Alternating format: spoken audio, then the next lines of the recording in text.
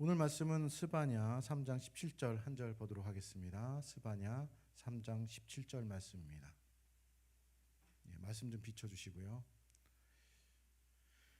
스바냐 3장 17절 말씀 함께 봉독하도록 하겠습니다. 함께 읽겠습니다. 시작. 너의 하나님 여호와가 너의 가운데 계시니 그는 구원을 베푸실 전능자시니라. 그가 너로 말미암아 기쁨을 이기지 못하시며 너를 잠잠히 사랑하시며 너로 말미암아 즐거이 부르며 기뻐하시리라 하리라. 아멘. 오늘 추수감사주일입니다. 작년 추수감사주일을 찾아보니까 그때도 추수감사주일이 어떤 날인가 제가 설명을 간단하게 드렸더라고요. 추수감사주일 미국에서 시작됐다라고 이야기를 합니다. 미국의 감사절은 영국의 국교도들이 미국으로 건너가서 청교도들이라고 얘기를 하죠. 박해를 받던 청교도들이 미국에 건너가 1621년부터 시작되었다라고 얘기를 합니다. 영국에 있었을 때 큰 고난을 당했었거든요. 그 역경을 겪고 나서 미국에 도착해서 첫 수학을 하면서 감사절을 지킵니다.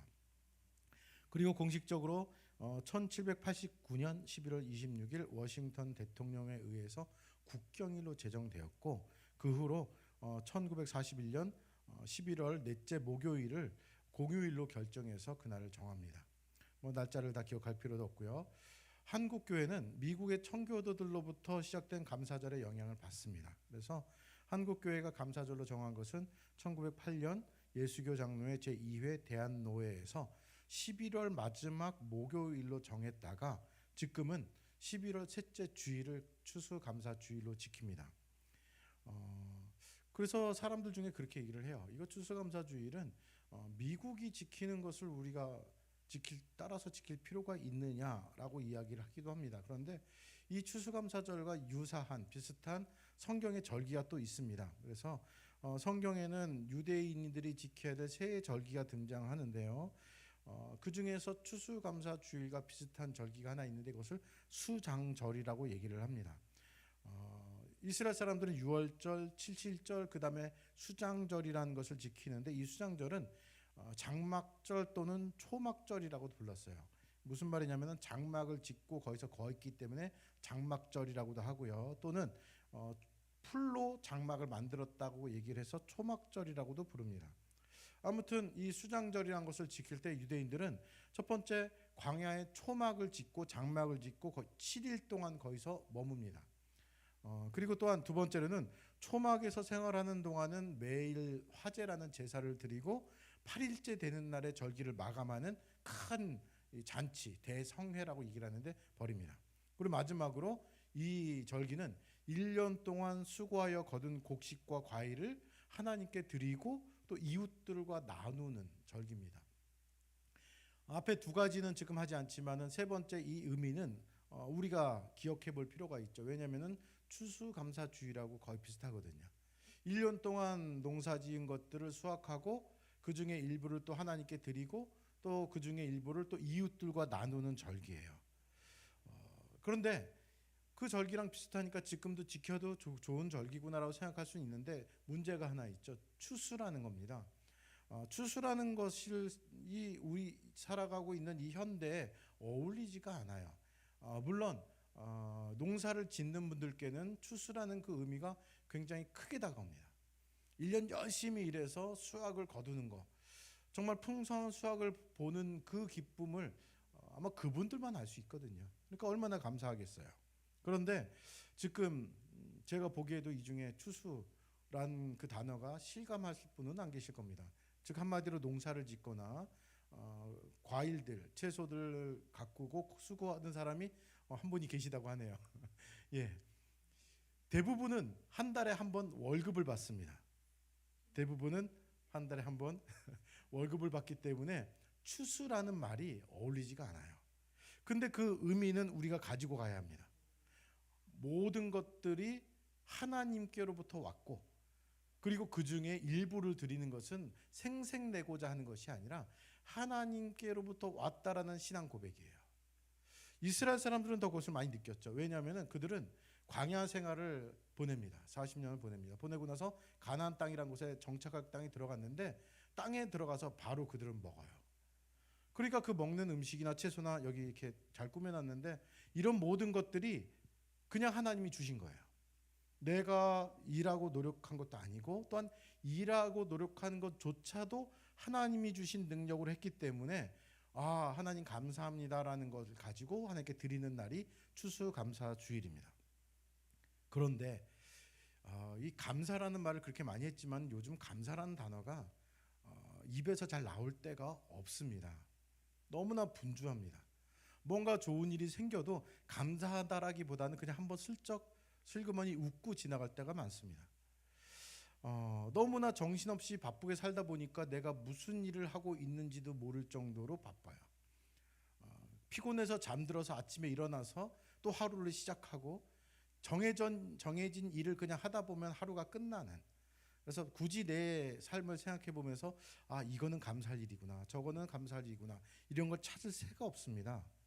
바쁜 가운데 나의 정체성 또는 내가 오늘 무슨 일이 있었는가, 지금까지 살아오면서 어떤 것에 감사할 수 있을까라는 생각조차 못하고 살아갈 때가 참 많습니다. 사실 우리들은 현실이라는 것이 살아가면서 순간순간 그 일을 모면하거나 또는 앞으로 살아가기 위하여서 빨리 또 재산을 모아야 할 일들이 더 많이 있습니다. 그래서 나라는 존재 또는 내가 무엇을 감사해야 될지 생각조차 못한다라는 겁니다. 그렇기 때문에 오늘 스바냐서를 좀 살펴보면서 감사할 것, 오늘 제가 설교 제목을 최고의 감사라고 했는데 어떤 환경에 영향을 받지 아니하는 감사는 도대체 무엇일까라고 감사에 대해서 잠깐 살펴보려고 합니다. 그런데 좀 전에 말씀드렸듯이 환경은 이 스바냐 선지자가 살 동안의 환경은 최악이었어요. 우리도 지금 막 여러 가지 일들이 뻥뻥 터지고 바쁘고 분주하고 지금 숨 쉬는 것에 감사를 할 정도로 그것 굉장히 감사가 약한 시대인데 스바냐 선지자도 그렇습니다. 특히 스바냐는 사람들이 잘 읽지 않는, 스바냐서는 잘 읽지 않습니다. 소선지서인데요. 스바냐 1장 1절을 보면 이렇게 나옵니다. 스바냐는 히스기야의 현손이고 아마라의 증손이고 그다라의 손자고 구시의 아들이었다라고 얘기를 하는데 스바냐 선지자에 대한 이 설명은 이게 다예요. 그렇기 때문에 잘 몰라요. 스바냐 선지자는. 스바냐라는 이름의 뜻은 여호와께서 감추셨다 또는 여호와께서 간직하셨다 혹은 보호하셨다라는 뜻입니다.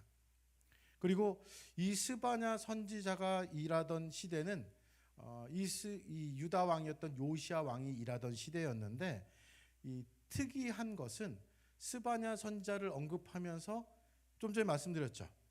히스기야의 현손, 증손, 손자, 아들까지 4대에 걸쳐서 이름이 언급됩니다. 일반적으로 유대인들이 이 사람들의 조상을 언급할 때는 이것이 역사적 사실이다라는 것을 얘기하기 때문에 할 때가 많아요. 그런데 보통은 아빠 얘기만 합니다. 아버지가 누구의 아들 이런 식으로요. 그래서 예를 들어서 선지자 중에서 유명한 사람이 이사야 선지자라는 사람도 있고요.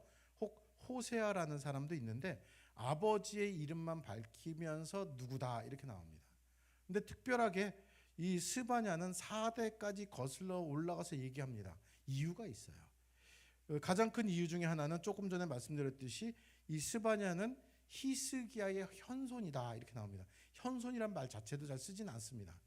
그리고 이 히스기야는 아마도 여러분들 들어보셨나요? 히스기야 왕이란 사람 들어보셨나요? 많은 기독교인들이 생명을 연장시킨 왕으로 유명합니다. 말 잘 알고 있습니다. 그래서 히스기야 왕이 나오는데 히스기야 왕부터 내려오는 혈족 중에 하나였다. 그러니까 한마디로 스바냐는 왕족 중에 한 명이었다라고 추측합니다. 그래서 그는 왕궁 출입이 자유로웠을 것이고 그가 활동하던 시기에 요시야 왕이었는데 요시야 왕에게 큰 영향을 끼쳤을 것이다.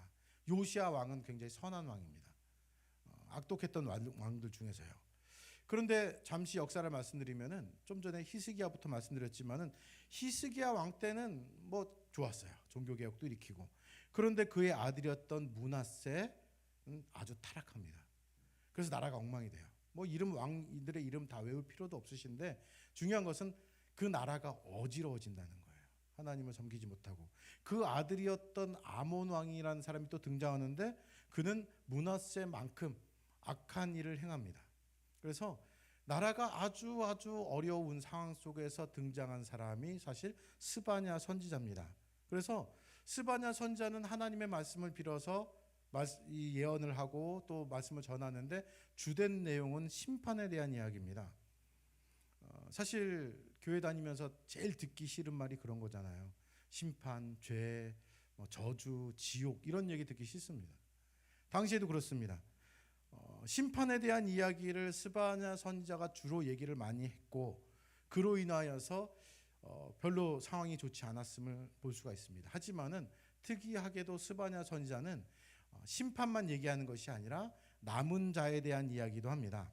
우리 교회가 이제 그루터기 성도라는 것을 좀 만들고 어떤 행사들을 진행하려고 합니다. 근데 이 남은 자가 그루터기와 관계되어 있다라고 지난번 설교를 했었고 이 그루터기에 대한 남은 자에 대한 이야기도 스바냐 선지자는 얘기를 해요. 그러니까 한마디로 나라는 망할 것이고 심판받을 것이지만 하나님께서 남은 자를 두실 것이다라는 희망적인 얘기를 하는 사람이 스바냐 선지자입니다. 스바냐서는 이름도 어색하고 또 소선지서에 있기 때문에 손이 잘 안 가는 책입니다. 잘 성경책을 많이 보시는 분들도 이쯤 가면은 손을 놓고 싶은 그래서 대부분이 소선지서에서 바로 신약으로 넘어갈 때가 많습니다. 그런데 스바냐 선지서를 읽지는 않지만은 조금 전에 드렸던 이 찬양은 알아요, 사람들이. 스바냐 3장 17절 말씀인데요. 아까 우리가 찬양 드렸지만 너의 하나님 여호와가 너의 가운데 계시니라는 이 찬양은 사람들이 널리 알고 있습니다. 좀 전에 우리 찬양 드렸지만 되게 부드럽죠, 곡이. 감미롭고 부드러운 곡입니다. 그런데 실상 좀 전에 말씀드렸듯이 이 배경은 감미롭지 않고 부드럽지도 않습니다. 심판, 멸망, 저주가 임하고 있는 상황 속에서 남은 자라는 하나님께서 그래도 남은 자를 두시고 구원해 주실 거라는 얘기를 하면서 나오는 구절은 굉장히 감미롭다는 거예요. 스바냐서는 심판에 대한 경고를 주제로 하고 있는데 이 가운데 하나님께서 이런 말씀을 하시는데 심판에 대한 얘기는 조금 더 말씀드리겠습니다. 한번 말씀 볼까요? 1장 18절인데 비춰주세요. 그들의 은과 금이 여호와의 분노의 날에 능히 그들을 건지지 못할 것이며 이 온 땅들이 여호와의 질투의 불에 삼켜지리니 이는 여호와가 이 땅 모든 주민을 멸절하되 놀랍게 멸절할 것이다. 하나님께서 심판을 내리시고 그리고 아무리 돈이 있는 은과 금이 있는 사람이라도 하더라도 여호와의 분노의 날에 그들을 건져내지 못할 것이다. 멸망시키는데 얼만큼 멸절하되 놀랍게 멸절시킬 것이다. 이 구절을 보면 하나님 열받으신 거예요. 굉장히 화난 겁니다. 야, 니네 이따위로 할래? 난 너희 못 참겠다. 끝장내겠다라는 거예요. 그리고 또한 2장 4절부터 쭉 넘어가다 보면은 열방에 대한 하나님의 심판이 나옵니다. 가사, 아스글론, 에그론, 그렛, 가나안, 모압, 암몬, 구스, 아수르 이런 모든 나라에 대해서 하나님의 심판이 열거됩니다. 그러니까 이 말씀을 읽다 보면 경직이 돼요. 지금은 심판, 저주, 죄 이런 얘기를 잘 안 하지만은 사실 그런 얘기를 들으면 경직이 되죠. 하나님께서 이런 하나님이야? 심판하신 하나님이야? 멸절, 놀랄 정도로 멸절하시는 분이야? 이 심판에 대하여서 한두 번 얘기하면 좋은데 계속 얘기를 해요. 오늘 우리가 3장 17절 말씀 봤지만 3장 8절에도 이런 말씀이 있습니다. 한번 볼까요? 3장 8절입니다. 나 여호와가 말하노라. 그러므로 내가 일어나 벌할 날까지 너희는 나를 기다리라. 내가 뜻을 정하고 나의 분노와 모든 진노를 쏟으려고 여러 나라를 소집하며 왕국들을 모으리라. 온 땅이 나의 질투의 불에 소멸되리라. 해서 완전 소멸될 것을 얘기를 해요. 그러니까 끝장난 겁니다. 그러니까 이걸 어떻게 생각해야 될까요? 그냥 나라가 망하는 거예요. 그냥 전쟁 일어나고 이방 나라들이 쳐들어오고 도망갈 것도 없고 그냥 망하는 겁니다. 두려운 말씀이죠. 심판이라는 것이 임하는데 사실 하나님 말씀 안 들어서 이렇게 이 지경이 됐지만은 그래도 좀 속상한 것은 그래도 하나님이 우리를 선택하셨잖아요. 그래도 우리는 이스라엘 백성자라는 마음이 있었을 겁니다. 그들은 죄를 범하고 나서는 하나님이 이렇게 심판하시는 거에 대해서 너무나 아프고 속상했을 겁니다. 이제 희망도 없다라고 생각이 되겠죠. 근데 지금 이 스바냐서의 내용은 지금 우리가 사는 이 시대하고 너무나 유사합니다. 죄를 범하고 또 죄를 범하고, 지금 이 시대는 심판이 없다라고 얘기를 하죠. 하나님의 인내를 요구하는 것 같아요. 하나님께서 우리 당장 어떤 죄를 저질러도 심판이 없으니까 우리 마음대로 살자라는 지금 시대 아닙니까? 그 시대와 너무나 유사합니다. 그래서 언제 하나님이 내려쳐도 괜찮을 만한 시대에 우리도 살아가고 있습니다. 그리고 이런 말씀을 드리는 것은 우리 지금 살고 있는 이 시대에 병 중에서 제일 많아지는 병은 우울증, 공황장애 이런 거예요. 굉장히 우울합니다. 희망이라고는 전혀 보이지 않아요. 그게 유사하다는 겁니다. 스바냐서에 나온 구절하고 너무나 유사해요. 심판의 심판.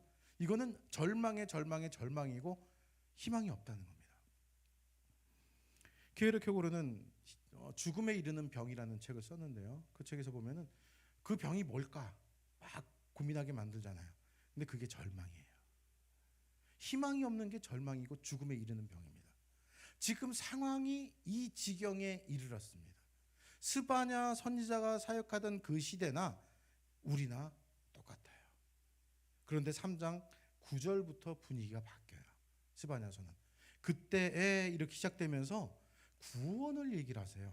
놀랍게도 구원을 말씀하실 거면 그 전에 이렇게까지 심하게 얘기하지 마시지, 그런 생각이 들 정도로 구원을 얘기를 하십니다. 그리고 나서 절정적으로 3장 17절에 나오는 우리가 잘 알고 있는 찬양 가사를 말씀하십니다. 하나님이 심판을 내리셔요. 절망밖에 보이지 않아요. 그러니까 희망이라는 조그마한 빛도 없어 보입니다. 하지만 심판이라는 것과 다르게 하나님이 개개인에게 향한 하나님의 마음은 달라요. 무슨 말이냐면 심판이라는 것을 그냥 나를 죽이고자 하시기 위함이구나가 아니라 그 심판을 통하여서 구원을 하나님이 허락하십니다. 개개인에게요. 그래서 구원의 소망함과 갈망함을 주기 위함이에요. 심판, 재앙, 징계 다 구원이라는 것과 밀접한 연관이 되어 있습니다. 그 가운데 희망을 바라보게 하고 남은 자들을 통하여서 하나님을 바라보게 하고자 하는 하나님의 뜻이에요. 그것을 어떻게 할 수 있느냐? 그게 3장 17절입니다. 그 전에 한번 우리가 잘 알고 있는 누가복음 15장 11절 이후에 보면 이런 말씀이 있습니다. 잘 알고 있겠지만 탕자의 비유라는 게 나옵니다. 여기서 탕자는 아버지의 유산을 노리고 먼저 돈을 받고 아주 허황방탕하게 살던 사람이었죠. 그가 잘한 거는 전혀 보이지 않습니다. 그 당시에는 아버지가 돌아가시고 나서 유산을 받는 건데 미리 달라는 거는 이거는 정말로 나쁜 놈이고요. 게다가 그 돈 가지고 나서 마음대로 쓰고 다 탕진하잖아요. 그리고 좋게 생각하면은 아버지한테 오는 거지만은 나쁘게 생각하면은 어쩔 수 없이 아마도 그 돈으로 부를 더 축적했다면 오지도 않았을 것 같은. 그가 잘한 건 아무것도 없습니다. 그냥 기다릴 거는 심판밖에 없어요.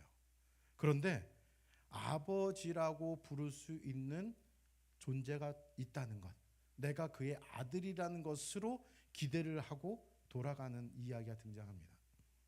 상황은 절망이죠. 아무것도 바라볼 게 없습니다. 오늘 본문을 다시 한번 찾아보는데 우리만 성경으로 한번 볼게요. 한번 비춰주시면요. 구원을 베푸실 용사이시다. 그분께서 너 때문에 무척이나 기뻐하실 것이다. 그분의 사랑 안에서 너를 새롭게 해주시고 너로 인해 노래를 부르시며 기뻐하실 것이다. 이렇게 나와요. 사실 이거는 굉장히 큰 반전입니다. 우리는 성경 읽을 때 제일 부족한 게 뭐라 말씀드렸죠? 이렇게 머리를 쓰는 거. 머리를 안 써요. 그래서 놀라운 반전이 나와도 반전을 못 느낍니다. 근데 이건 아주 큰 반전이에요. 앞에서 심판 멸절에 멸절, 놀라울 정도로 멸절시킬 것이다, 너희들 다 죽인다 해놓고 나서는 그 다음에 나오는 것이 뭐냐? 너 때문에 무척이나 기뻐하실 것이다. 너를 새롭게 해주시고 너로 인해 노래를 부르며 기뻐하실 것이다. 이렇게 나와요. 이거 너무나 완전 다른 얘기거든요. 다른 얘기 맞습니다. 심판이란 것은 죄로 인해서 심판하시고 멸절에 놀라울 정도로 멸절하시지만 그것이 절망을 얘기하는 건 아닙니다. 도리어 희망을 얘기를 해요. 구원시키기 위하여서, 다시 되돌리기 위하여서. 왜요? 그 이유가 17절입니다. 한 가지 더 좀 다른 얘기를 해볼까요? 뭐 저희 집 사람들은 우리 집 얘기를 하지 말라고 자꾸만 하는데 가장 좋은 예가 집례예요. 추석 때 저희 집에 새 식구가 들어왔습니다. 식구라고 말하기는 그런데 고양이 2마리가 들어왔어요. 사실 저는 동물을 되게 좋아하고 아이들도 좋아하는데 아이와 저 빼고 그 한 사람이 동물을 무서워해요.